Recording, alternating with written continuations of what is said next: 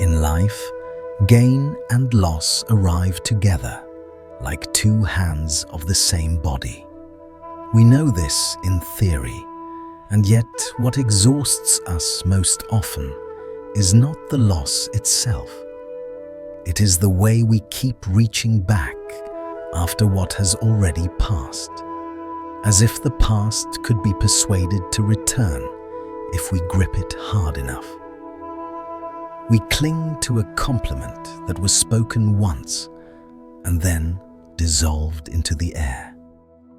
We cling to an unkind look that may have meant nothing at all. We cling to a careless sentence someone tossed out and forgot before they even turned the corner, while we carry it home as if it were evidence in a private trial. In the mind, these small moments do not remain small. They become a stone lodged quietly in the chest, too small to be dramatic, too heavy to ignore. We go about our day with it, and because it is always there, we begin to mistake its weight for life itself. We say we are tired, we say the world is difficult, we say people are cold. Sometimes all of that may be true, but often the deeper truth is simpler. We are tired because we refuse to put down what is no longer ours to hold. Life has its own way of moving, quiet, persistent, and steady as a river running through years. A river does not argue with the stone in its current. It does not try to persuade the stone to be softer or more cooperative. It does not stop to explain itself, defend itself, or prove that it deserves to flow. It simply moves. It passes around obstacles, carries what it can carry, and leaves behind the soft sound of water and the green patience of its banks. But the human mind, over the smallest matter, can turn its inner world into a pond churned by wind. Before the water has time to settle, it is already reflecting distorted images. We begin to see threats where there are none, contempt where there is only distraction, rejection where there is only silence. We become skilled at reading meaning into everything, and the more we read, the more we feel wronged. The more we feel wronged, the more the mind insists on defending itself. It is not the world that becomes louder, it is our inner courtroom that never adjourns. Bodhidharma once reminded us that life is not what is frightening. What is frightening is a mind that refuses to stop. The mind runs after winning and losing, after judging and being judged, after the need to be right, to prevail, to be acknowledged. It does not simply notice, it narrates. It does not simply experience, it edits and interprets. It is constantly producing a story in which we must protect ourselves, prove ourselves, justify ourselves, or outrun someone else's advantage. And because the story is urgent, it never truly ends. We suffer not only because others harm us, but because we interpret, assume, and invent. Then live inside the world our invention creates. A single piece of feedback becomes an all-night rehearsal in the head. A moment of coldness is assigned 1,000 meanings. A delayed reply becomes, in our mind, deliberate rejection. A silence that cannot be explained becomes, in our mind, contempt. We build motives and then respond to those motives as if they were facts. We fight opponents we have imagined, and we lose battles we were never asked to enter. Have you ever lived through a day in which nothing big happened? You ate, worked, spoke, even smiled. Perhaps you even laughed. And yet, When the lights went out and you finally lay still, your chest felt heavy, as if a tall rock had been placed there. Not large enough to cry for help, but heavy enough to make you tired. You can't quite name it. You only know that when you open your eyes to life, something of the ease you once had is missing. Often this fatigue does not come from deprivation, and it does not come from misfortune. It comes from a habit that has grown roots so quietly we mistake it for personality.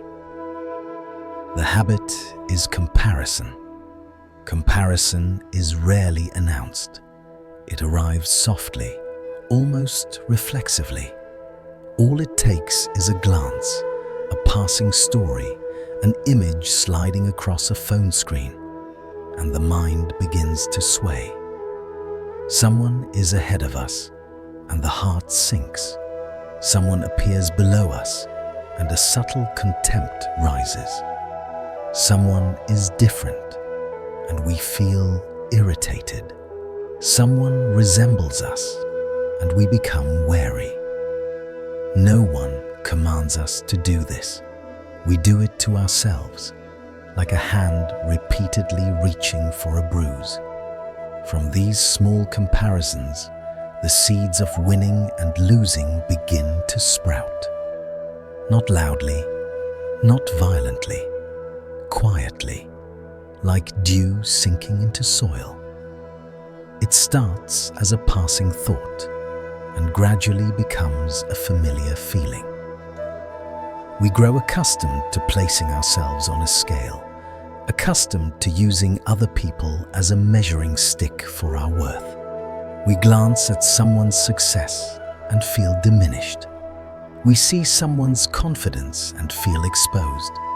We witness someone's beauty and feel robbed. And then, without noticing, we spend the day auditioning for worthiness in a theater where no one asked us to perform. The mind invents countless contests no one invited us to enter. The opponents in these contests often do not even know we exist. Yet in our imagination, they are vivid. We battle them daily in silence, in endless inner monologues, in invisible arguments, in the exhausting labor of trying to be enough by the standards we borrowed from strangers. Bodhidharma taught that the mind is like a lake. When it is stirred, it turns muddy. When it is left alone, it becomes clear and reflects things as they truly are. The tragedy is that we rarely allow the mind to be still. We are more practiced at speaking than at resting, more practiced at arguing than at letting go. We are more practiced at proving our correctness than at protecting our peace. One competitive sentence slips out, and the mind is agitated. One refusal to yield, and the heart ignites. The smallest exchange becomes an arena. When we judge before we understand, we begin draining our own blessings.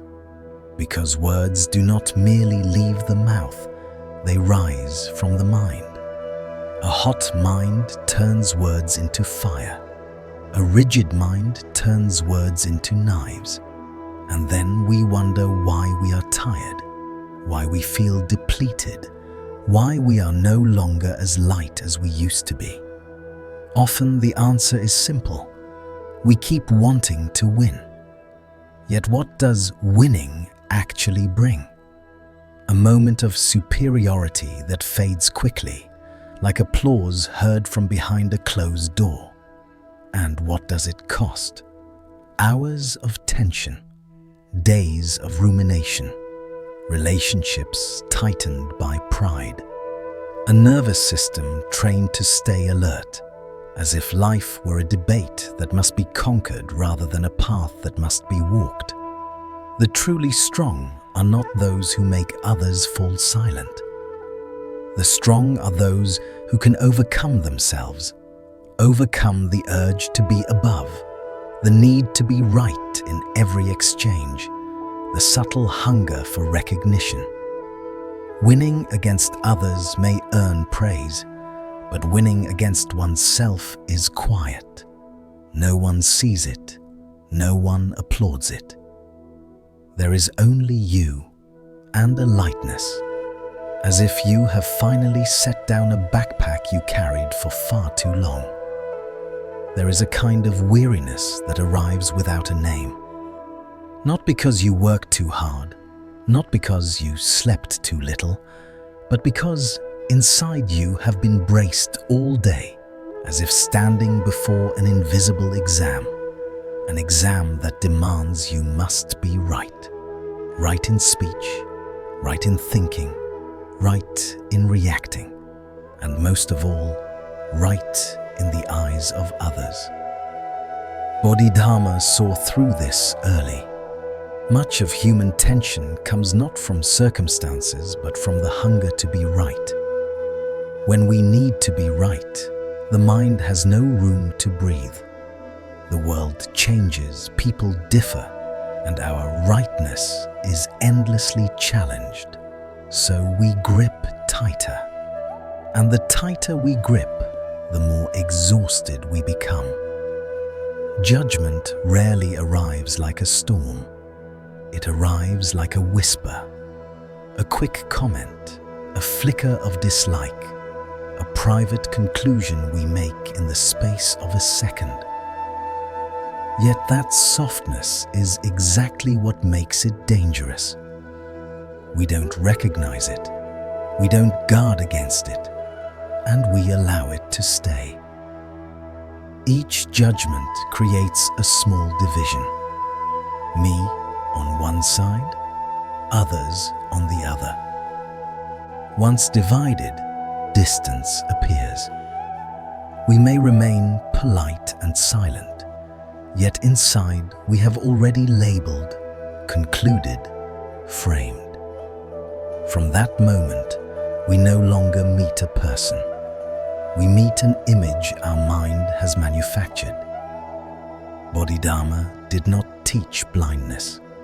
He did not tell us to abandon discernment. He simply asked us to look deeper into the motive beneath our judgment.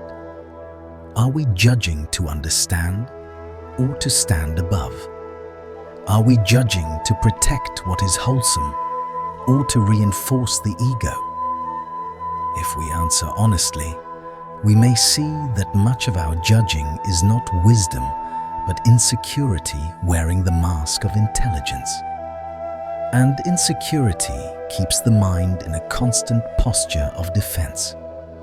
We live as though an invisible court is always in session, and we are both defendant and attorney for ourselves. A neutral glance becomes an indictment. A half-finished sentence becomes a threat. A delayed reply becomes rejection. The mind stiffens. We begin to guess. What do they think of me? Are they looking down on me? Did I say something wrong? Do I need to explain more? These questions arrive so quickly we mistake them for normal thinking. But in truth, they are the quiet leak through which our energy drains. Here, Bodhidharma offered a gentle power we often forget, the power not to receive. A word is like a gift someone brings you. Only when you extend your hand does it become yours. If you do not receive it, it remains with the one who carried it. Many of our daily burdens are not created by what others say, but by what we accept and then carry home. A sentence should have dissolved into air after passing our ears. Instead, we bring it into our meals, into our bed, into our breathing. We chew it again and again, add meanings, build motives, rewrite scenes, until a brief remark becomes a whole day of unrest. Not receiving does not mean coldness. It does not mean indifference. It means seeing that a person's words arise from their own mind, perhaps a mind that is tired, afraid, hurried, or wounded. When we receive those words as truth about ourselves, we take on their burden. When we do not, we protect our inner clarity. We allow their mind to be their responsibility and our mind to be ours. This is where letting go becomes something far more noble than most people imagine. Letting go is not weakness. It is not surrender. It is freedom. Freedom from words you do not need to accept. Freedom from battles not worth fighting. Freedom from dragging an invisible scale of winning and losing behind you everywhere you go. There is also a quiet compassion inside letting go. When we do not receive an insult, we do not need to return it. When we do not receive a coldness as personal rejection, we are less likely to harden. When we stop insisting on being right, we make room for understanding. We begin to see that everyone is carrying something. Everyone is negotiating their own hidden stones. The person who snapped may be afraid. The person who ignored may be overwhelmed. The person who boasted may be insecure.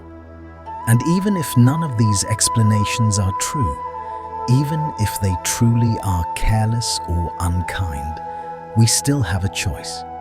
We do not have to carry their state of mind inside our chest like a permanent resident. The mind will not become still by force. If you try to wrestle it into silence, it will only grow louder. The mind settles the way a lake settles, not by argument, but by being left alone long enough. And we do not have to stop it for a lifetime. We only have to stop for a moment. A single breath, a small pause between two sentences, one decision not to react immediately. That pause is small, but it is a door. In that space, the mind loosens its grip. In that loosening, you may notice something tender and astonishing. Life is the same. People are the same. Circumstances are the same. And yet you are lighter, a little wider, a little more at home in yourself. This is not a dramatic victory. It is almost invisible. No one will congratulate you for not sending the sharp reply. No one will reward you for refusing to rehearse an argument in your head. No one will clap when you decide not to compare your life to someone else's highlight. But you will feel something else, a quiet return of energy, a restoration of space inside the chest, a softness where there was once tension. We often think peace is something we will reach when life becomes easier, when the right people understand us, when the wrong people apologize, when our circumstances finally align. But peace is not merely the result of a better world.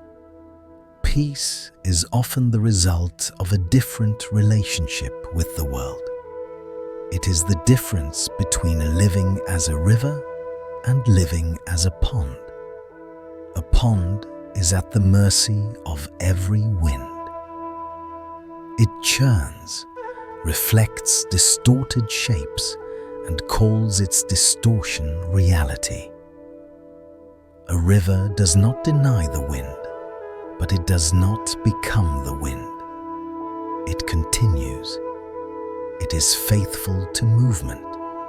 It does not cling to what it passes, and because it does not cling, it stays clear. So perhaps what we need most is not to carry less only when the burdens are huge, but to stop collecting the tiny stones, the ones we call nothing, the ones we never name. The look, the comment, the silence, the imagined judgment, the unspoken competition, the desire to be right one more time. If you can name one stone today, just one, you can set it down, quietly, without ceremony. You do not need to announce it. You do not need to justify it. You only need to notice the moment your hand closes around it, and then open your hand again. And that is the conclusion the river offers us. Life will keep flowing, with or without our approval. People will keep speaking from their own minds, with or without our agreement. Circumstances will keep changing, with or without our control. We cannot prevent every stone from appearing in our path, but we can stop carrying them as if they were our identity. To let go is to trust the movement of life more than the noise of the mind. It is to choose clarity over victory, lightness over pride, and peace over the exhausting labor of being right. And when we do, something simple becomes possible again. We return to our day without an invisible weight in the chest. We walk forward with fewer stones and more room to breathe.